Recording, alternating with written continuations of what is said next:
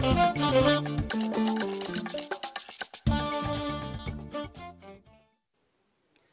ይስጥልን እንደምን አላችሁ የተወደዳችሁ ተመልካቾች ከአማራ ሚዲያ ኮርፖሬሽን ደሴ ስቱዲዮ ለሰዓቱ ያሰናዳናቸውን ዜናዎች ወደ እናንተ እናደርሳለን ከዜናዎቹ ጋር ደጀናባቸው አብሬያችሁ ቆያለሁ በቅድሚያም በችግር ውስጥ ሆኖም ተማሪዎችን ብቁና ተወዳዳሪ ለማድረግ እየተደረገ ያለው ጥረት አበረታች መሆኑን የአማራ ክልል ትምህርት ቢሮ ገለጸ ቢሮው የበጀት ዓመቱን የ9 ወራት አፈጻጸም ከባለድርሻ አካላት ጋር በደሴ ከተማ ገምግሟል ተመስገን አሰፋ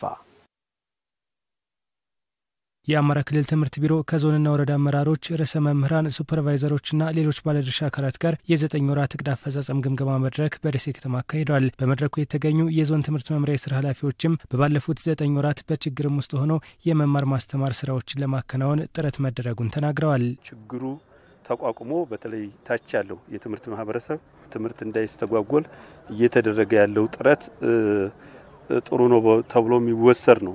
በችግሩም ውስጥ ሆነን ተቋማት እንዳይዘጉ የሚያደርጉ 100% የወረዳቸውን ትምህርት ቤቶች ካፍተው እያስተማሩ መምህራንም ጋር በትብብር እየሰሩ ያሉበት ሁኔታ አለ ማለት ነው። ሽፋኑ የቻልነውን ያክል ሂደን ወደ 58% አካባቢ ነው ከዞናችን ከቀዳችን የመዘገብነው ወደ 452000 ተማሪ ማለት ነው።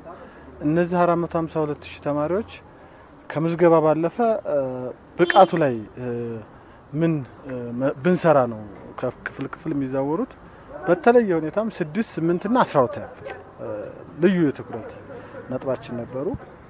እንግዲህ ከ68 ሁለተኛ ደረጃ ትምህርት ቤቶች ዘንድሮ የሚያስፈትኑት 54 ናቸው። ከ54ቱ 17ቱ ያዳር ጥናት ጀምረዋል። የመማር ማስተማር ሂደቱን አሳላጭ ማድረግ የመማር ማስተማር ሂደቱን ውጤታማ ማድረግ ላይ ፎከስ ያደረገ እንደ አንድ ነጥብ ተይዞ ነው ብሔረሰብ ዞኑ እየተሰራ ያለው። የቀጣይ የትኩረት አቅጣጫዎችን በመለየት ዘርፉን ውጤታማ ለማድረግ እንደሚሰራም ነው ኃላፊዎቹ የጠቀሱት። ለኛ ለትምህርት ሴክተር እቺ ምዕራፍ 1 የ2017 የማጠቃለያ ምዕራፍ ናት።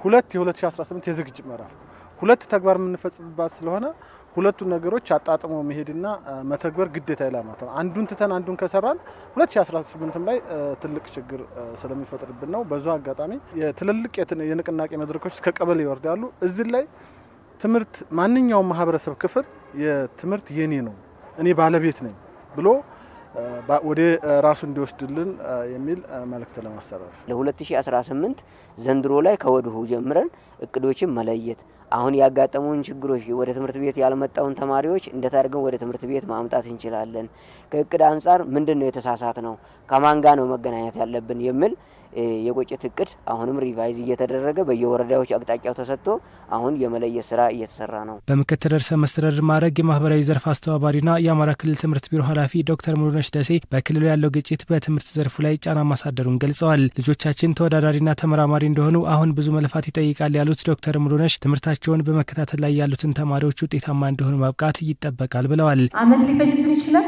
ማስተካከሉ እነዚህ ልጆች በአጭር ጊዜ ውስጥ አስተካክለን ጓደኞቻቸው ጋር እኩል እንዲመጡ እናደርጋለን። ይሄን ማድረግ ምንችለው ግን ሁላችንም መተባበር ከቻለን ሁሉም ወጥቶ ማውገዝ ከቻለ በቃን የ2 አመት ብለን ቀጣይ አመት ላይ ያሉትን ሁሉ መንገዶች በመፈለግ ልጆቻችንን ማስተካከል እንችላለን። ያ እንዲሆን ግን አሁን እየተማሩት ቀሪዎችን በደንብ የሚያስቀኑና በልና በወኔ እነሱ ጋር እንዲደርሱ ሞራል የሚሰጡ ሞዴል የሚሆኑ ተማሪዎች እንዲሆኑ መስራት ያስፈልጋል ማለት ነው። የትምህርት ለትውልድ ንቅናቄን በማጠናከር ደግሞ በቀጣይ ዓመት ትምህርት ቤቶችን ለመማር ማስተማር ከወዲሁ ዝግጁ ማድረግ ይገባናል ሲሉም ጠቅሰዋል። የትምህርት ለትውልድ ንቅናቄያችንን ማስቀጠል አለብን። ትምህርት ቤቶቻችን ፈርሰዋል፣ ወንበሮቻቸው ተቃጥለዋል፣ መጽሐፎች ተቃጥለዋል፣ አንዳንድ ቦታ ላይ አጥራቸው ፈርሰዋል፣ መሬታቸው ተወርሰዋል፣ ብዙ ጎደሎች አሉ። ስለዚህ ትምህርት ቤቶቻችንን ቆም ብለን መፈተሽና ለሚቀጥለው ዓመት ዝግጁ ማድረግ ተማሪዎቻችንን ለሚቀጥለው ዓመት ዝግጁ ማድረግ ወላጆችን ማዘጋጀት ግብዓት መሰብሰብ የመምህራን መኖሪያዎችን ማስተካከል የቀሩ የፈረሱ ካሉ መኖሪያ እንዲሆኑ ማብቃት ህብረተሰቡን ማስተባበር ችግሩን ማስረዳት ቅድመ ዝግጅት ማድረግ ይጠበቅብናል ማለት ነው። የተማሪዎችን ውጤት ለማሻሻል በቅንጅት እየተሰራ መሆኑን በአማራ ክልል የኦሮሞ ብሔረሰብ አስተዳደር ትምህርት መምሪያ አስታወቀ። መምሪያው የተማሪዎችን ውጤት ለማሻሻል በሚቻልባቸው ሁኔታዎች ዙሪያና የቀጣይ አቅጣጫዎች ላይ ከሚመለከታቸው አካላት ጋር ውይይት አካሂዷል። ኢማም ኢብራሂም ተጨማሪ ዘገባ አለው።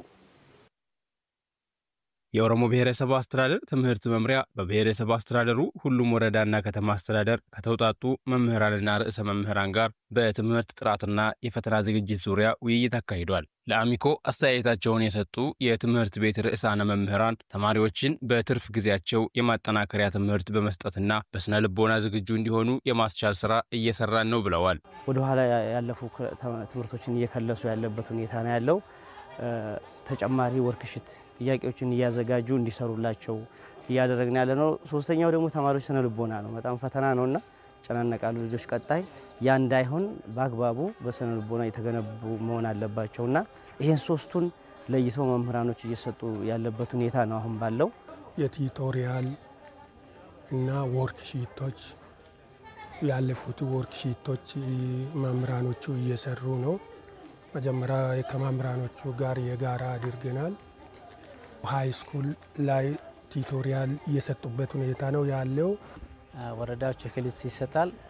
ለ6ኛና ለ8ኛ ክፍል ቼክሊስት ይሰጣል። ትምህርት ቤቱ ደግሞ ያን ቼክሊስት ይዞ ነው ድጋፍ የምንሰጠው ደግሞ ቲዩቶሪያል ለመስጠት አሁን ቅዳሜና እሁድ ዴይሊ እንሰጣለን። በቃ የኦሮሞ ብሔረሰብ አስተዳደር ትምህርት መምሪያ ኃላፊ እንድሪስ አህመድ በብሔረሰብ አስተዳደሩ ከ18000 በላይ የ6ኛና የ8ኛ ክፍል ተማሪዎችን ለማስፈተን የቅድመ ዝግጅት ስራዎች መጠናቀቁን ገልጸዋል። የመምህራኖችን አቅም በመገንባት ተማሪዎችን የማብቃት ስራ እየተሰራ እንደሚገኝ ገልጸው የተማሪዎችን ውጤት ለማሻሻል በብቁ መምህራኖች የድጋፍና ክትትል ስራዎች ተጠናክሮ እየተሰራ ይገኛል ብለዋል።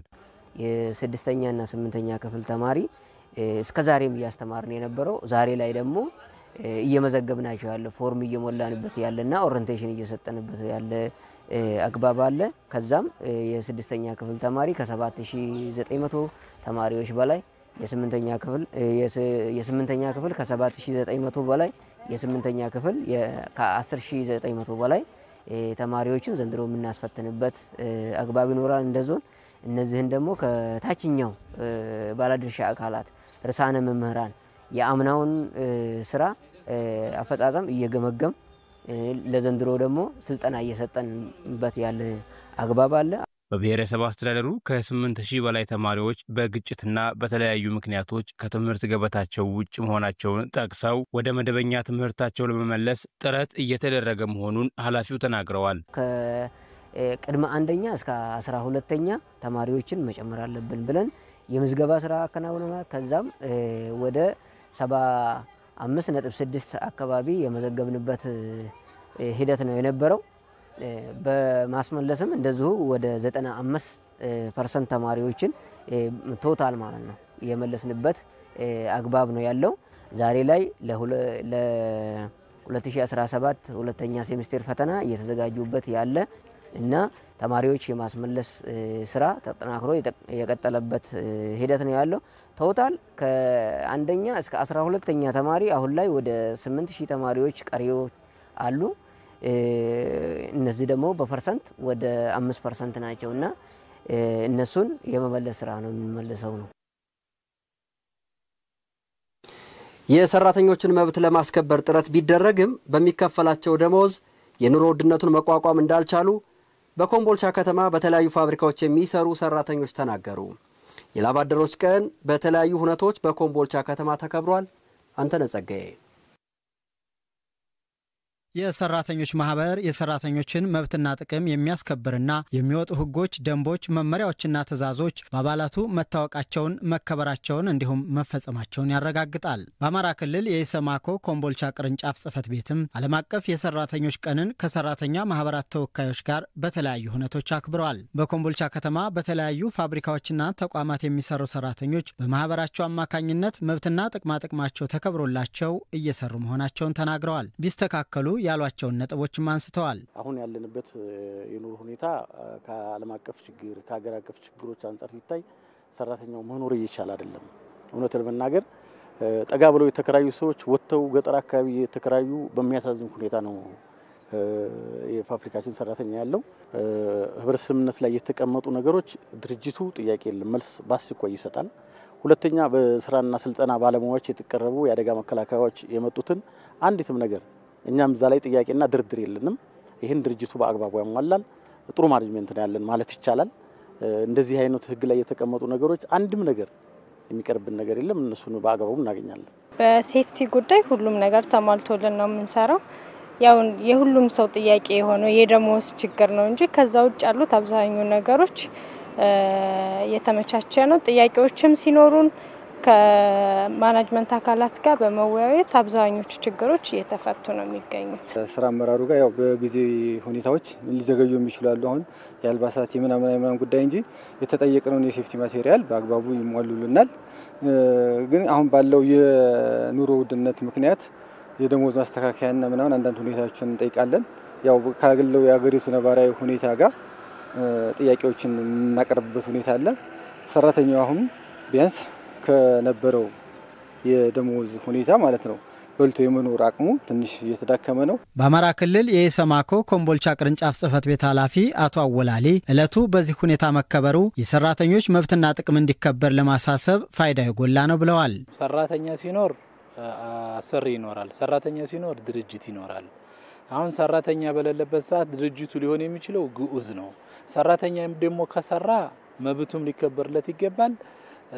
ክፍያውም አግባብ ያለው ክፍያ ሊከፈለው ይገባል። በአጠቃላይ የሰራተኞችን ጥያቄ ለመንግስት የምናሳውቅበት የተሰዉ ሰማዕታት ላባደሮችን የምንዘክርበት ወቅት ስለሆነ ለኛ ይሄ በዓል የሜዴ በዓል ትልቅ በዓላችን ነው። የሚቀርቡ የሰራተኞች ጥያቄዎችም ተገቢው ምላሽ እንዲያገኙ በትኩረት እንደሚሰሩም ገልጸዋል። አንዱና ዋነኛው በአገሪቱ ደረጃ ሚኒመም ዌጅ መነሻ ደሞዝ መቀመጥ አለበት ነው።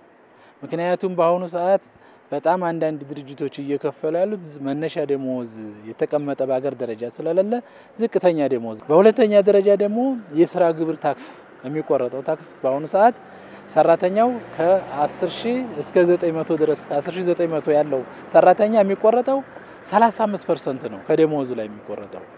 በዛ ላይ ደግሞ ከሚገዛቸው እቃዎች ላይ የታክስ እየተባለ ብዙ ቁርጥ ይበዛበታል። ስለዚህ ምን ሆነ ማለት ነው ሰራተኛው 50%ን ለግብር ታክስ ተቆረጠ ማለት ነው። በተለያየ አጋጣሚ በኃላፊዎቻችን አማካይነት ጥያቄዎቹ መመለስ አለባቸው በሚለው መልኩ ለመንግስት ጥያቄዎቹ እየቀረቡ ነው። መንግስትም ጥያቄያችንን ይፈታል ብለን እንጠብቃለን። በዓለም አቀፍ ደረጃ ለ136ኛ ጊዜ በሀገራችን ለ50ኛ ጊዜ የሚከበረው የላብ አደሮች ቀን መንግስት ላቀረብናቸው ጥያቄዎች አስቸኳይ ምላሽ ይስጥ በሚል መሪ መልእክት በኮምቦልቻ ከተማ ተከብሯል። የተወደዳችሁ ተመልካቾች ከአማራ ሚዲያ ኮርፖሬሽን ደሴ ስቱዲዮ ለሰዓቱ ያስተናዳናቸው ዜናዎች የተከታተላችኋቸውን ይመስላሉ። አብራችሁን ስለነበራችሁ ከልብ እናመሰግናለን። ከዜናዎቹ ጋር ደጀን አምባቸው ነበርኩ። ጤና ይስጥልን።